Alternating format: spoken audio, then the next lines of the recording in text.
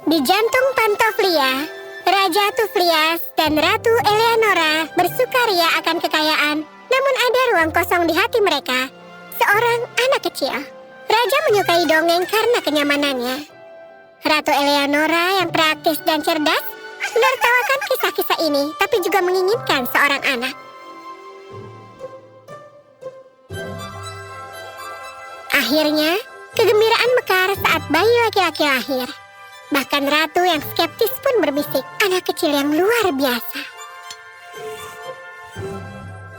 Eleanora, tentang upacara pemberian nama, apa kau mengundang peri? Sayang, peri, dongeng anak-anak tidak menentukan proses kerajaan. Tapi merekalah penjaga nenek moyang kita. Cukup, sayang. Kita membesarkan Pangeran Prigio di ranah realitas.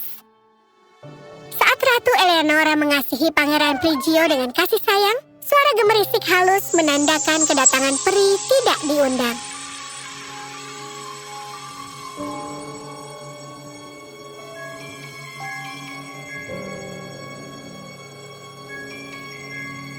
Salam yang mulia, berkat untuk pangeran muda. Terima kasihku yang tulus. Ngomong-ngomong soal berkat, Tuflias, apa kau membeli vas emasnya? Saat malam semakin larut, berkat sihir diberikan. Dompet yang tidak pernah kosong, sayangku. Sepatu boot 7 liga untuk menempuh jarak yang jauh. Penutup kegelapan membuatmu tidak terlihat. Dan topi harapan untuk memenuhi keinginanmu. Karpet perjalanan untuk membawamu kemanapun kau inginkan. Ketampanan abadi, pangeranku. Keberanian menghadapi tantangan apapun. Dan pesona keberuntungan, sayangku. Dan dariku, anugerah kecerdasan yang tiada tara. Ratu Eleanora tetap bergeming, memandang berkat itu hanya sebagai pernak-pernik belaka. Prigio, kau akan mewarisi kecerdasanku dan karisma ayahmu. Saat para peri pergi, mereka meninggalkan berkat-berkat itu dan membiarkan ramalan-ramalannya. Saat Prigio tumbuh dewasa, kecerdasannya sering kali mengalahkan dirinya. Dia cepat berselisih dengan perawatnya, bahkan sebelum belajar mengikat tali sepatu. Kenapa harus dicuci? Sabunnya menyengat. Ini untuk kebersihan, pangeranku. Baiklah, aku akan menurutinya. Keberaniannya tidak berhenti pada perawat saja. Dia berani menantang raja. Ayah, mengapa berpesta telur rebus sementara kerajaan kelaparan? Perhatikan ada bicara muda. Ingat tempatmu. Kutukan peri tua itu. Itu bukan pemberontakan, itu hanya sifatku. Prigio yang sok tahu tidak memenangkan hati. Fakta menarik, kau bisa membuat puding dari lobak dan keju cottage dari sisa susu. Konselor Departemen Keuangan, selesaikan jumlah ini. Dan astronom kerajaan, bumi bukanlah pusat alam semesta. Para dayang, mereka memutar mata. Dia? Aku tidak mau. Hai, kau sudah baca buku ini? Belum. Konyol.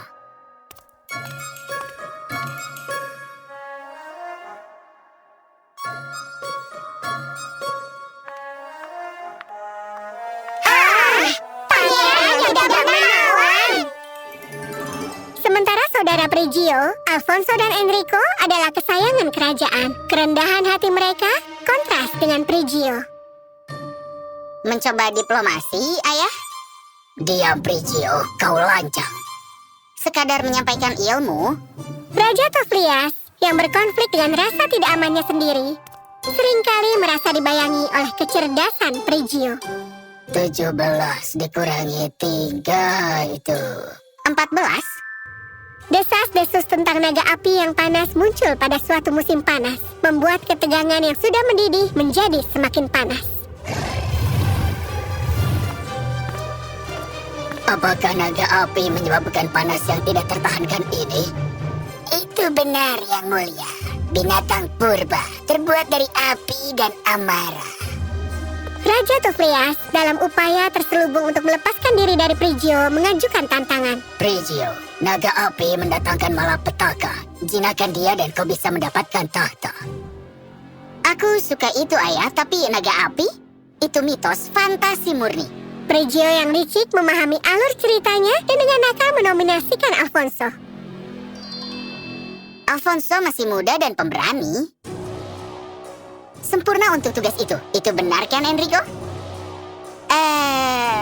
Tentu, Prigio. Itu benar. Bayangkan mempercayai naga api. Praktisnya seperti sauna di luar sana. Akan kuhadapi dia, saudaraku. Kau harus membawa tabir surya, Alfonso. Dan payung mungkin. Dengan restu kerajaan, Alfonso memulai pencariannya. Ketidakhadirannya yang berkepanjangan membuat kerajaan berduka. Sementara kerajaan menangisi Alfonso, Pangeran Prigio tetap tenang seperti biasanya, mengabaikan ketidakhadiran saudaranya hanya sebagai liburan panjang. Alfonso pergi dan kau di sini sambil tersenyum. Memangnya kenapa? Dia hanya sedang melakukan petualangan keliling dunia. Pangeran Enrico berhati lembut namun berani melangkah maju, didorong oleh tugas lebih dari sekedar keinginan. Namun nasibnya serupa dengan nasib Alfonso. Patah hati kerajaan semakin parah. Raja Toflias dengan mata berlinang air mata memanggil Prigio untuk maju. Naga api ini, bawakan aku tanduk dan ekornya atau hadapi kehancuranmu. Sebuah taktik untuk menemukan putra kesayanganmu? Apapun itu, aku tetaplah pewarisnya. Apa keuntungan dari risiko ini? Toflias terdiam, menggerutu kesal. Anak itu selalu saja menjawab. Ibu, jelaskan hieroglif ini untuk bersenang-senang. Kecerdasanmu, Prigio sayang, selalu menakjubkan. Menakjubkan? Lebih tepatnya menyebalkan. Selamat datang kembali, Ayah. Tidurnya nyenyak? Jauh lebih baik. Dan terima kasih karena telah menjadi duri di punggungku. Itu pujian, kan? Sudah cukup. Kau tidak tertahankan. Dan juga aku unik. Tepat. Jadi, aku mengambil tindakan. Kau akan ditinggalkan sendirian di istana. Tapi dia anakmu. Jangan khawatir, Ibu. Teka-teki lain yang harus dipecahkan. Prigioku yang malang.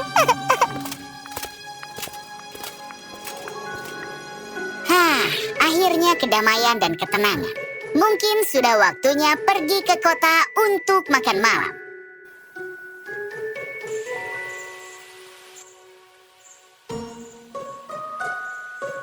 Apa yang terjadi? Tindakan mereka sudah keterlaluan. Pangeran Prigio merasa kesepian dan terasing dari kerajaan. Mengembara melalui kastil terasingkan, dia menemukan ruangan yang sudah lama terlupakan. Tempat apa ini? Di dalam ruangan, ia menemukan serangkaian benda berdebu dan terlupakan. Berkat peri tersembunyi? Satu demi satu, dia menemukan kembali kekuatan mereka. Nah, ini waktunya bersenang-senang. Prigio mengenakan topi kegelapan, membuat dirinya tidak terlihat. Dengan membawa berkat, Prigio mengolok-olok para bangsawan yang tidak hadir dan menghadiahkan emas kepada yang kurang beruntung. Apa kau mendengarnya? Langkah kaki, tapi tidak ada orang. Lalu dengan dompetnya yang selalu penuh, dia meninggalkan hadiah kejutan untuk anak-anak warga kota yang miskin. Berkah! Koin emas entah dari mana? Petualangan memanggil, dan Prigio merespon, terbang di atas karpet ajaibnya. Karpet membawanya pergi, membawanya berkeliling, meninggalkan kerajaan. Apa? Apa itu? Seekor naga api? Jadi itu nyata? Dia merasa terkejut, dia merasa takut, dan dia merasa bersalah, juga merasa bodoh. Seketika itu juga dia membalikkan karpet itu kembali ke kerajaan. Pangeran Prigio berdiri di tengah kemegahan perpustakaan istana. Pikirannya berpacu dengan rencana cemerlang. Jika naga api berpikir dia bisa menghentikanku, dia akan segera mengetahui kekuatan dari berkat peri ini. Dompet yang selalu penuh, sepatu bot cepat, topi tembus pandang, topi harapan, karpet perjalanan, keberanian, dan keberuntungan. Ya, aku tidak terkalahkan.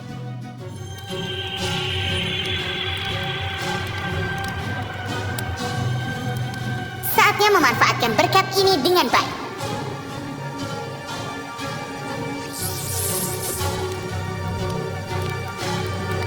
Aku merasakan ada penyusup, tapi aku tidak melihat apapun. Dengan dompetnya yang selalu penuh, Prigio melemparkan sekantong koin emas sebagai gangguan. Ambillah, kau makhluk berapi-api. Naga api terpikat oleh emas yang berkilauan mengejar koin-koin itu. Tubuhnya yang berapi-api bersinar lebih terang.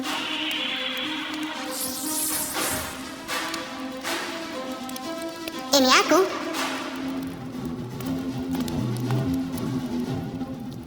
Cepat bebaskan Enrico.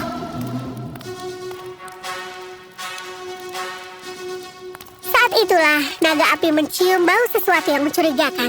Dia berbalik dan mereka ketahuan. Di situ kau, tidak secerdas yang kukira. Aku bisa melihatmu, kau tahu, kau sudah selesai. Kau belum mengalahkanku, aku tahu kau dapat melihatku. Saat naga api semakin marah dan bersiap untuk menyemburkan api dan memenggang ketiga saudara itu, sang pangeran memakai topi harapannya. Berikan aku beberapa gelembung.